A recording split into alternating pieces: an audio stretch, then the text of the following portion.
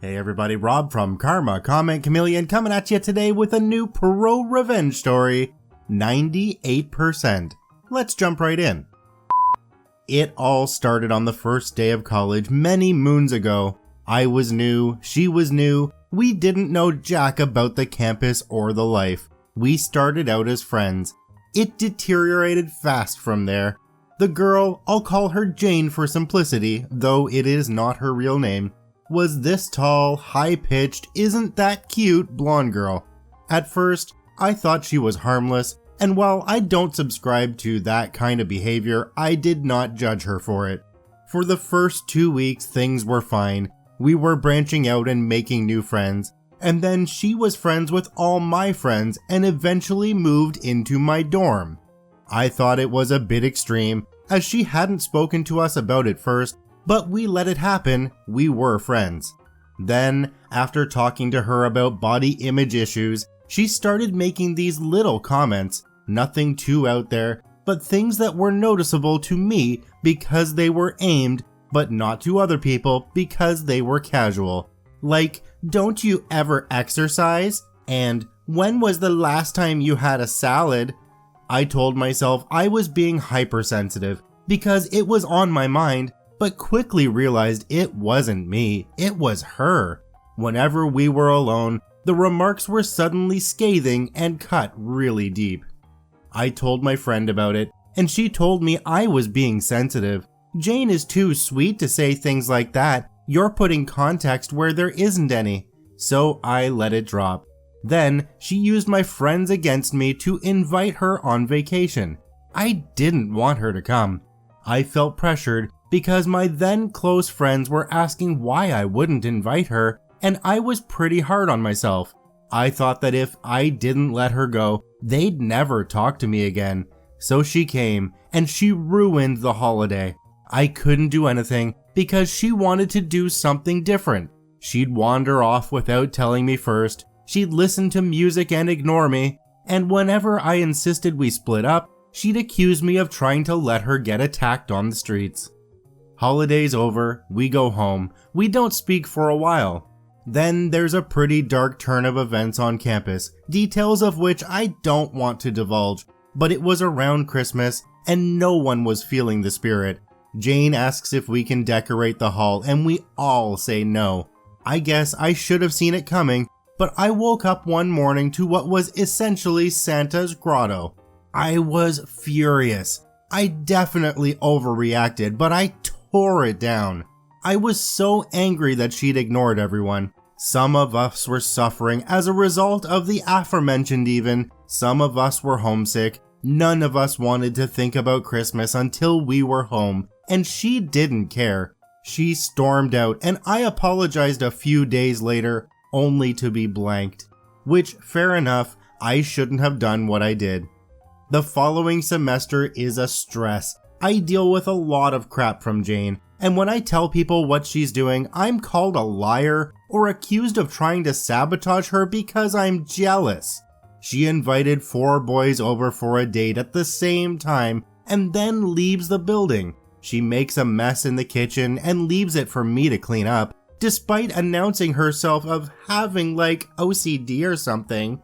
She was the cleanest person when others were there, but when it was just me, she was a slob. Of course, no one believed me. I genuinely felt alone and hurt and like I was going crazy. I hadn't been bullied since I was 12. I wasn't sure if that was what was happening or not, and everyone I talked to knew Jane, and they all had the same opinion. She was so sweet. The year ends, and the next 3 years go by, and she's not living with us again, but she starts to date within our friend group. People are a little more accepting of what I'm saying. I feel vindicated every time she behaves in a way that proves I wasn't lying. Saying I'd hate to carry a little extra weight to 2 girls who are sensitive about their weight and bigger than she is. Dating one of our friends and dropping him like a hat. Being ungrateful at Secret Santa. I finally feel like everyone was seeing my point of view. But it was 3 years too late. She made me feel like a horrible person and brought out the worst in me. though I know I should have had better control over myself. Well, this is where it gets beautiful. I worked in my college as an elected officer. I had held this position almost my entire time there. I was known for being good at this job. So color me surprised when I wake up one morning to find both mine and Jane's name on the ballot paper. I was nervous. I loved that job and really worked hard at it. It was voluntary and took up a lot of my time, but it was helping people and I was incredibly passionate about it. I couldn't believe she would go for it, and I was shocked since she'd never showed much of an interest before. Well, 3 days of campaigning go by and my work is being sabotaged. Candy I'd left in kitchens with notes had been stolen. Banners and posters had been torn down. I'd been through 3 campaigns in the past and never had a problem. I spoke to the appropriate people, but I never even suggested it was Jane. I didn't want to believe it was, and I just assumed that it was kids. The destruction wasn't widely known, as a lot of friends fixed the damage as they saw it and replaced posters, etc. The day before the results were due to be announced, Jane cornered me and demanded I tell her I don't believe it was her. I told her that I hadn't suspected it, but mentioned that a lot of people didn't even know about it, and then walked away. This was where I had to start getting revenge. I couldn't let her take this away from me like she tried with so many other things. But I couldn't be obvious. I had to play her game. I had to be as subtle as possible. We had to do an evening of questions where the students would ask to ensure we were good for the post. I strived to avoid saying negative outright, but worked at ensuring people knew where I was coming from. I told them, I've been working in this area for a while and have never had contact from another student interested in helping, as most other officers did from incoming officers. This meant they knew that Jane had shown no interest in this. People knew we weren't friends by this point, and most knew that I didn't like her, though she maintained that I was being childish. People were encouraged to ask questions about the job itself, what the potential officers know about what the entails. It's just like a normal job. You need to know what you're applying for, specifics of the things we work with, and our understanding of terminology, etc. They asked me, I knew the answers about everything. Jane knew nothing. I was the one to enforce the ask about the job rule because I knew that she was clueless. Normally, people just ask, what would you do in this position?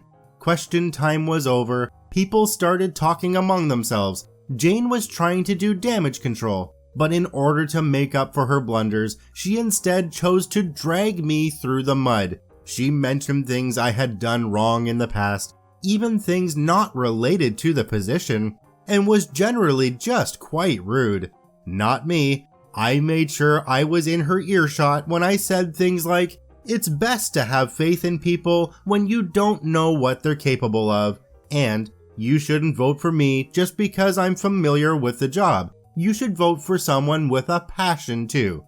There was the chance, obviously, that I was shooting myself in the foot and encouraging them to vote for Jane, but the people she spoke to heard me saying neutral things about the both of us. This was the first part of me trying to get revenge and really out her for who she is. I posted on Facebook the day before elections that I was excited about the results and that no matter what happened, I'd enjoyed my time in the position. Jane posted about how people should vote for her. She was the only one to use the final hour of voting to post about herself. Had she done any research, she'd have known that it was common practice to use the last hour to encourage voting, but on a general level, no self-promotion. She already looked bad, but she was still well liked across campus as far as I knew. We studied different things, so I knew I'd lost the votes of the people in her classes, and I also knew that some people in my classes spoke well of her. I originally told them the truth, but no one believed me, so instead, I told stories, mentioned things she had said and done, casually, so it didn't sound like gossip. I mixed them in with other stories. I was planting the seeds so that they knew what she was like. There was no way to know what the effect of that was, so I simply hoped it worked. All in all, she'd done her best to ruin my life and make me feel bad for weeks. She'd lied about me, put me down, and tried to turn my friends against me. The election was beginning to feel like a public execution. More people than ever knew about our dislike for one another. For the last day, it seemed to be all anyone was talking about. Results day. I'm in the auditorium, it's packed. Jane is nowhere to be seen, for which I was grateful. I had to show my face, but I was anxious that if I lost, I would have to shake her hand or something. I really wasn't comfortable with that, but I'd already prearranged a post to send out for if I lost, explaining that I was happy to offer assistance, which was mandatory of ex-officers anyway, and that while sad, I would find other ways to help students, etc. They start to read out the results of the other positions and I feel sick. I genuinely felt as though my lungs were gone and my jaw was so tight my teeth hurt.